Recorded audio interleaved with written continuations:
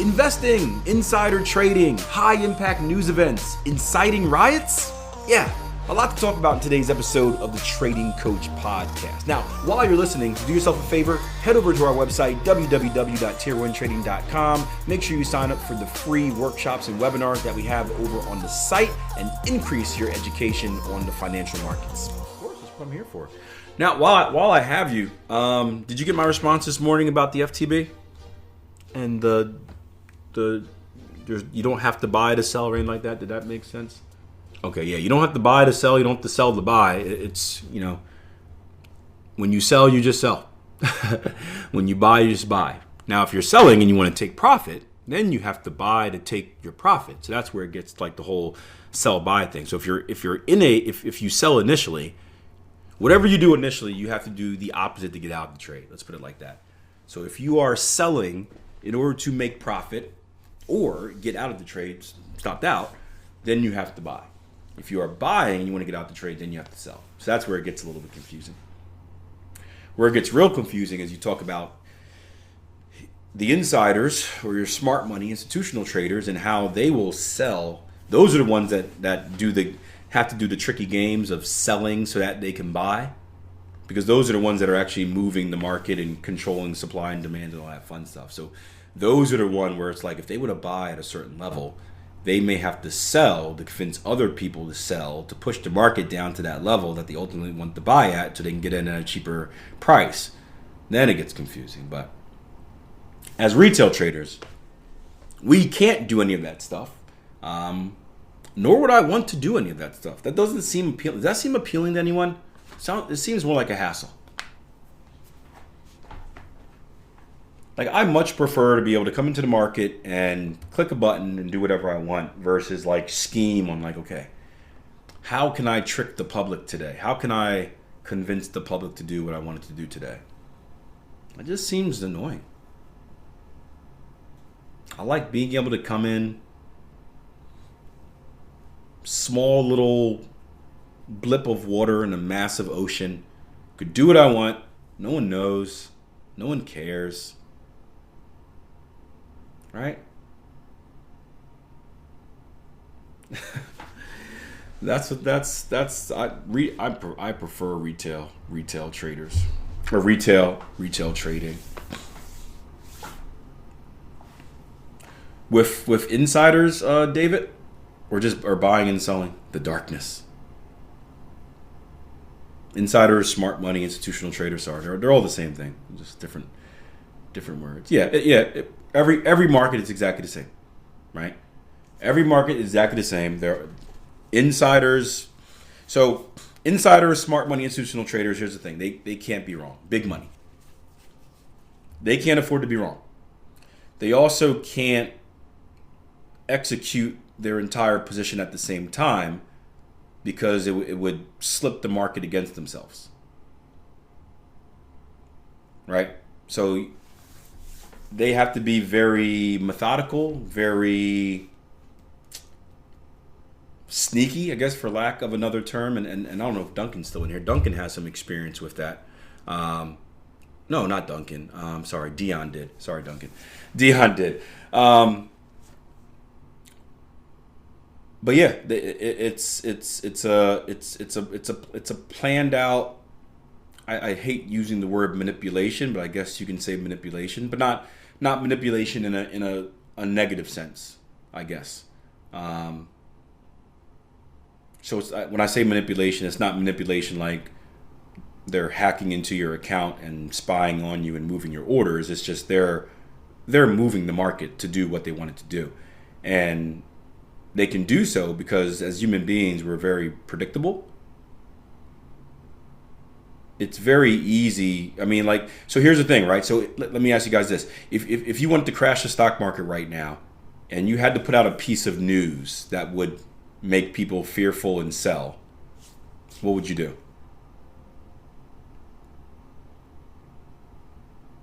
Yeah, COVID.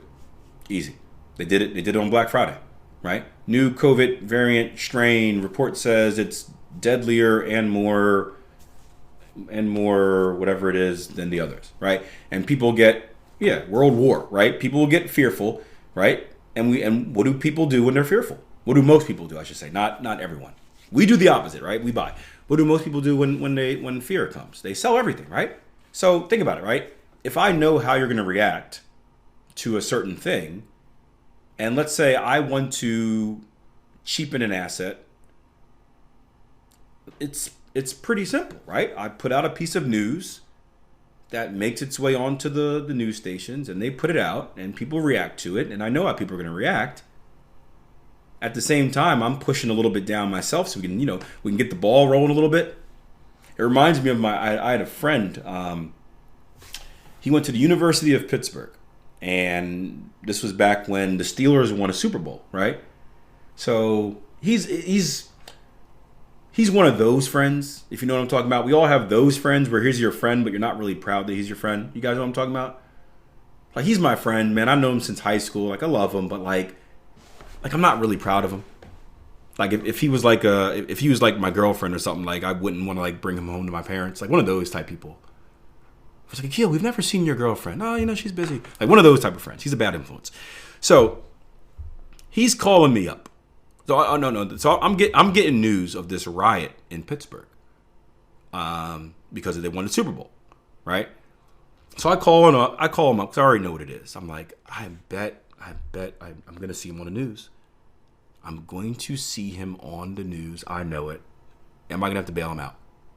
I'm just calling him up like, hey, am I gonna have to plan a trip to Pittsburgh to bail you out? Because I know what he is, right? So he's like, no, man. I didn't partake in the riot. I'm like, okay, this is a new mature friend. But you know what he did? He started the riot. He was the one that started yelling, yeah, flip that cop car, light it on fire, right? He started it and then left, right? No lie, I'm dead serious. He's that type. Everyone's like, yeah, people are rowdy. He's like, I felt like this needed a push to get it going. So I was like, yeah, flip that cop car, light it on fire. And they're like, yeah, light it on fire. And then the cop car was on fire, right? So the insiders are like that, right? They know what the public's going to do. The public wants to riot. They want to sell everything, right? All they need is a little push. All you need is that one person to say, yeah, light that car on fire, right? So if an insider sells a little bit and you see the market's tanking a little bit, that just incites the fear, right? You head over to the S&P, you see a big red candle, that incites the fear, and then everyone floods on. Then more people get fearful, then the riot gets bigger and more people are involved, and then it's doing whatever they want. And then it gets nice and cheap so they can buy it again. That's the game. And it's funny, I learned about this so many years ago and it didn't make sense because I wasn't ready to hear it, I guess.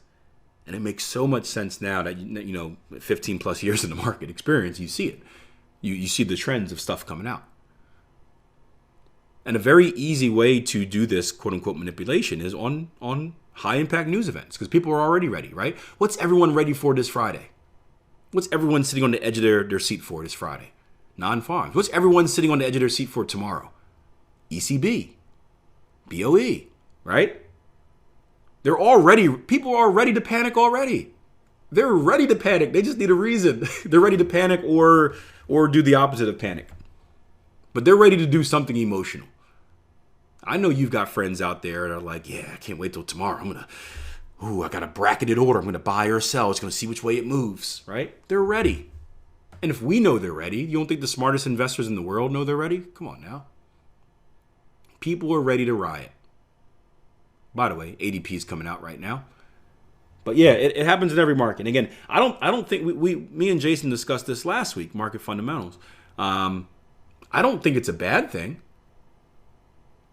I think it is what it is. I think it's just, if you're smart, you won't get caught up in that type of stuff. Like massively. Like maybe you're always you might get caught up in a move. You might have a trade on and it gets you. But I mean, like, you don't get caught up in like trying to recklessly gamble or like panic and sell only to see the market reverse in the opposite direction and then get greedy and buy because you're late and then have it sell again and get yo-yoed. Like if you're smart, it won't get you. But we're also assuming that most traders and investors are smart, and they're not. Most are just emotional. Cherry says, so it's not necessarily towards new traders, but using psychology in general to scare anyone. Well, yes, but I would say it's mostly new traders because, again, I think the as you get more experience trading, the mindset changes. So, like,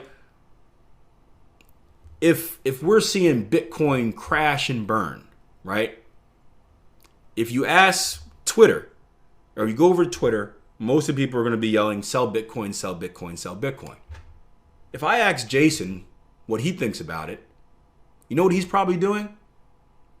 If he's not buying already, he's plotting his next opportunity to buy. Because he's not thinking small picture. He's thinking bigger time frame. He says, okay, this is an emotional reaction for a day, a week, right?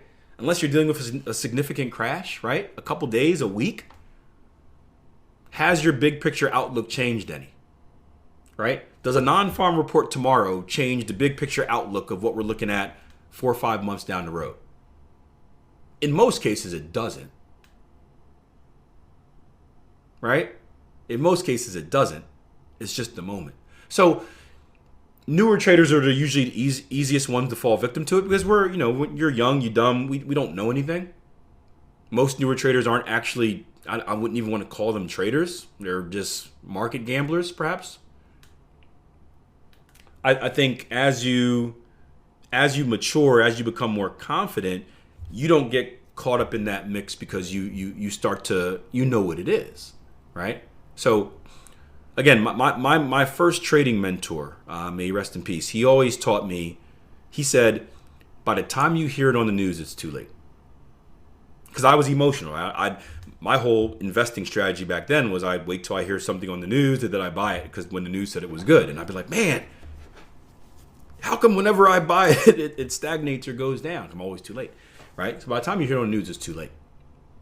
So you should already have original ideas, in my opinion. You should already have original ideas. And unless one of these events significantly affects your original idea from like a fundamental perspective or like a foundational perspective, I guess, there's no reason to panic. It's just smoke. You can't get caught up in it. Can't get caught up in it. So again, we take a look at, I did this, I told you guys last week, I bought some more of the S&P last week, right? We saw this, right? We saw this big panic. Oh my gosh. Oh, Akil, look at this drop. It's over.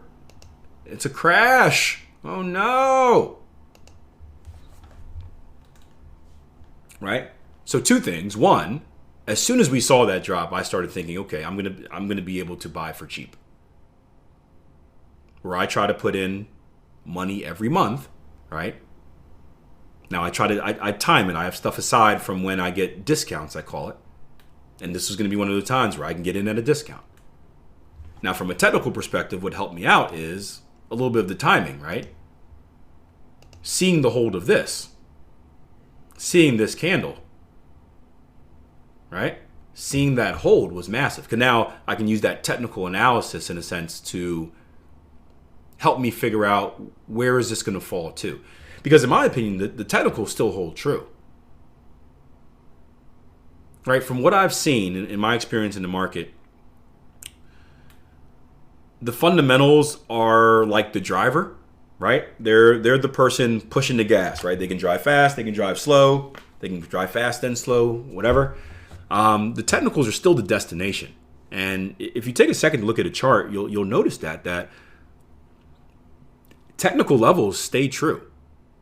A bad report may push us there faster.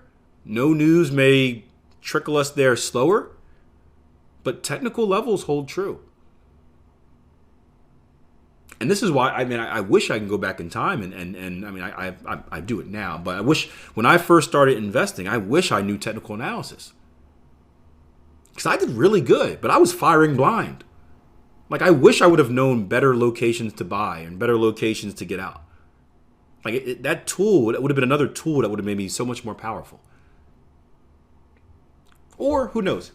Maybe I wasn't ready for it either, and maybe I would have used it wrong and been more aggressive. You never know, right? You can't. I don't have regrets. I don't like thinking about the past because it's, you can't just say one thing and have it fixed, right? It could have, what butterfly effect, all that fun stuff. But technicals will help you out. Technicals will help you out. Now, what we spoke about is that I think from an investing standpoint, the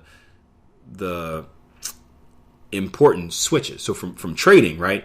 I would say, I will say technicals matter first. Technicals always trump fundamental. Technical first, fundamental second.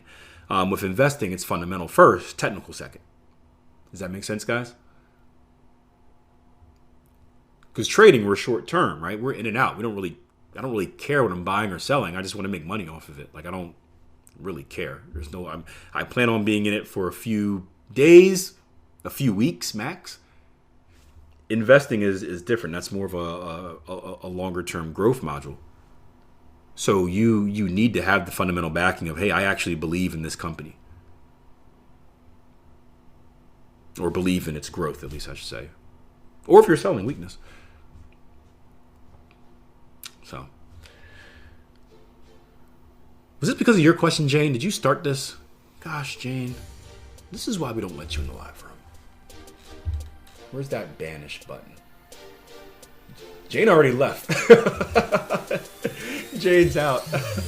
Hope you guys enjoyed the episode. I appreciate you following and supporting the podcast. Also, remember, www.tier1trading.com. We've got that 14-day trial membership. Get on the platform, download software, network with the community, take some trading courses, all for 14 days. No auto bill. You're just booted out when your subscription ends. I'll see you over there, www.tier1trading.com.